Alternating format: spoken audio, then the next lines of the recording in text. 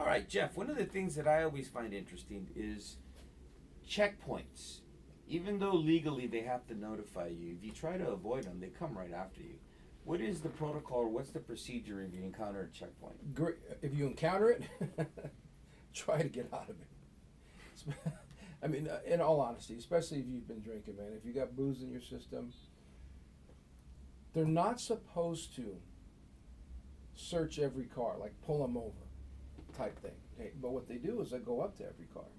Yeah. And they'll look, and maybe they have a flashlight, and they're usually at nighttime. They smell booze on you, you're done, right? They're going to pull you over. They're going to ask you all those questions. Hopefully, you'll take my advice or your advice. You won't answer them, but you'll do that. You'll do the chemical test after your arrest, but you won't do field sobriety tests. But here's the issue, man. In 1987, the California Supreme Court, in the case of Ingersoll versus Palmer, set out 8 guidelines, 8 sort of elements that must be met for a checkpoint to be legal.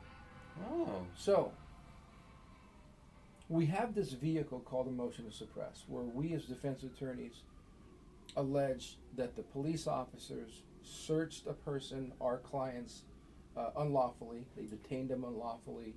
And thereafter, everything that was found in terms of evidence, including your blood or breath alcohol sample, is suppressible, meaning the court has the right, if they feel that the police officers searched the defendant unlawfully or illegally, the police can't introduce that evidence into court because the judge will suppress it. So there's 8 elements that this case Ingersoll versus Palmer ruled that must be present for a checkpoint to be valid or legal. And if they're not, and you argue the motion correctly, matter of fact, I got one pending right now in the Glendale court, case number 5GN00218. The judge took it under submission, and she's going to let us rule. She's going to rule and let us know within a day or two if my client can walk on his DUI, because the evidence presented through the prosecutor's witness, which was the cop who was conducting the head, so to speak, of this checkpoint, took the stand, and he didn't present any of this evidence. Well, it's their burden to show that the checkpoint was legal. It's not my burden to show it was illegal. So they didn't meet the burden. The judge may rule in our favor. If you're interested in finding out what these elements are, I can run through them real quick. Sure. Okay. The case Ingersoll versus Palmer said that a supervising officer must make all the operational decisions, basically meaning that there has to be somebody in charge. Easy. All the cop has to do is take the stand when the DA puts him on the stand and says, were you in charge of this checkpoint? Yeah, I'm the one who's in charge. Very easy to meet. The criteria for stopping motorists must be neutral. In other words, they'll look at cars coming through. They'll check you out, but they're not supposed to approach and stop you. They're supposed to do that with every 3rd car or every 4th car, and it's got to be consistent. So the cop has to take the stand and say, yeah, we just stopped every 2nd or 3rd car. Okay, fine, so that element's met. The checkpoint must be reasonably located. Normally they're on heavy streets. Like I live in Pasadena. I see them on Foothill Boulevard or Colorado Boulevard all the time. This case I'm talking about in Glendale was on Colorado Boulevard. So it's reasonably located. I think it was Colorado and Glendale Avenue in that area. So it's a pretty big intersection. It's reasonably located. They have to take adequate safety precautions. If you've ever driven through a checkpoint, you see all the lights, the pylons, everyone's kind of coming through slowly. There's a lot of cops. There's signs that say up ahead is a checkpoint. Okay, that's important later. Element number 5, the checkpoint's time and duration should reflect good judgment. Who knows what the hell that means, but it's, in other words, don't have it up for 2 days. You know, have it up for maybe from midnight to 4 o'clock in the morning on a Friday night when people are out boozing. Okay. Now the checkpoint must exhibit sufficient indicia of its official nature. This is what I said earlier. They got to let you know. You got to be sort of given advance notice that before you're driving into that checkpoint, there are signs that say checkpoint ahead. And usually there are stationary signs that say checkpoint ahead. Element number 7, drivers should be detained a minimal amount of time. Now this is for the people who they're just checking out. They're just looking at your eyes from maybe a distance or up close. They don't really ask you any questions. They look at you and they do something like this, like go ahead. That's not really a detention. would they just take about 5-10 seconds out of your time? That's okay. So that's what they're talking about. The case basically says you can't stop everybody for 5 minutes and check them all out, order them out of the car. That's illegal.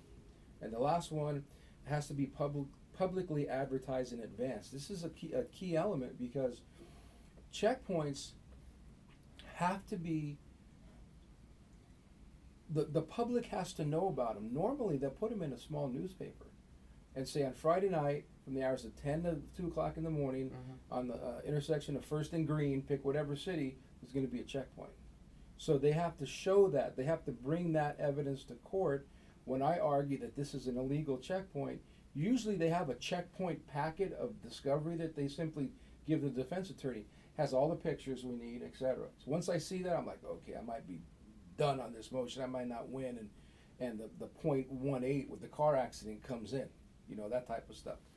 So there is a case that says the police and the district attorney, they sort of hold their feet to the fire, constitutionally speaking, in order to determine what's a valid checkpoint. The best bet would be obviously don't drink and drive. But Yes. in the event that you do find yourself being pulled over, let's recap. Aside from the required legal information you have to disclose, keep your mouth shut, correct? Yes, and don't do any tests. Don't get out of the car, don't do the field sobriety test, and don't blow into any test. Okay. On the field. So when they ask you to do, in some cases they direct you to come out and do a field sobriety test, or they pull out the device, you could Politely say no. politely say no. Yeah. If you are arrested and you go into the station, then you have to comply.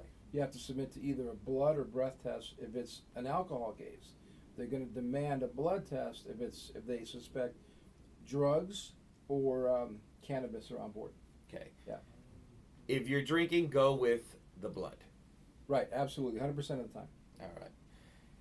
Final and most important thing, when a police officer approaches you and he asks you where you're coming from, have you had any beverages, don't do the standard, I only had 2 beers. Just stay quiet, correct? Yeah, don't answer any questions. None. Zero.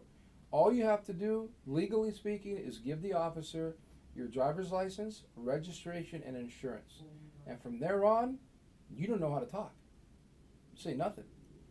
But if arrested for DUI, you got to take a test. Yeah. That's it. It sounds easy to do. Sorry to get you. No. It's It's very easy for me to tell you that. Very easy. I could tell you that 100 times today.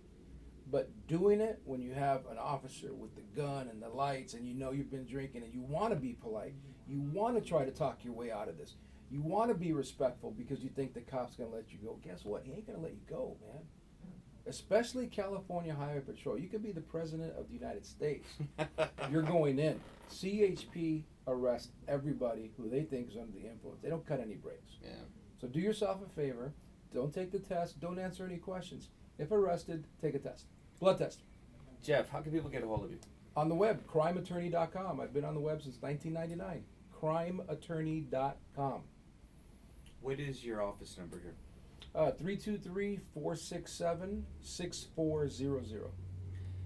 I can honestly say Jeff Voll is indeed top notch. Unfortunately, you had to represent me, but still, just listen to what he has to say. Trust me, you'll thank me later. Jeff, thank you so much. You got it, man. Thanks for having me. Take care.